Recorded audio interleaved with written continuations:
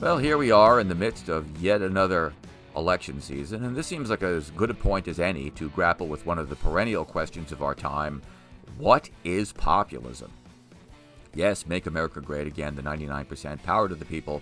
Populism. But here's the thing.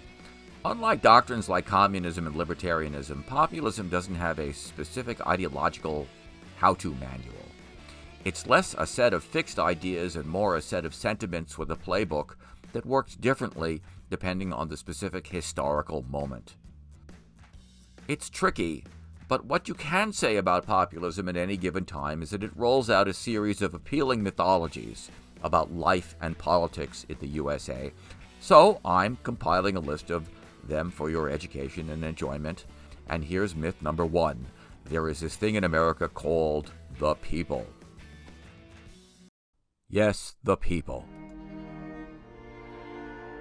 They work hard, live virtuous lives, are dedicated to their families and communities, and most importantly, they labor under the oppressive yoke of a tiny cabal of millionaires, billionaires, government bureaucrats, bankers, liberal professors, Jews, Freemasons, corporate executives, media moguls, Catholic priests, pornographers, welfare queens, communists, and extraterrestrials.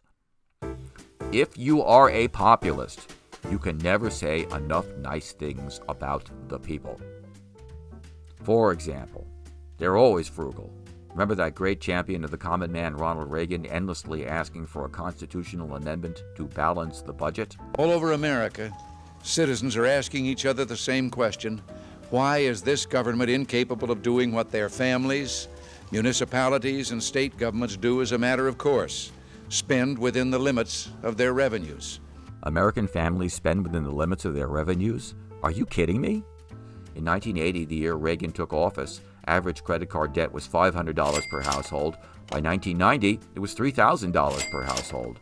Today, the average household carries about $6,360 in credit card debt, collectively $1.3 trillion in credit card debt. That doesn't count mortgage balances, another $12.5 trillion, and auto loans, another $1.6 trillion, and don't get me started on student loans. Thank heavens the federal government doesn't run itself like the average American household. But in populist rhetoric, we love our families. By the way, the average American divorce rate is 42%. We love God, except that church attendance has been declining since the early 20th century.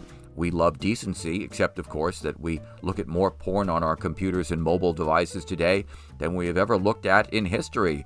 More people visit porn sites each month than they visit Netflix, Amazon, and TikTok combined. But in the populist playbook, our imaginary virtue is often not defined so much by our imaginary virtuous selves as it is by our contrast with the lineup of heinous villains that populist leaders have identified since the days that we crossed swords with our first populist bad guy, King George III. How do we decide who these all-powerful miscreants will be? That is the subject of my next video.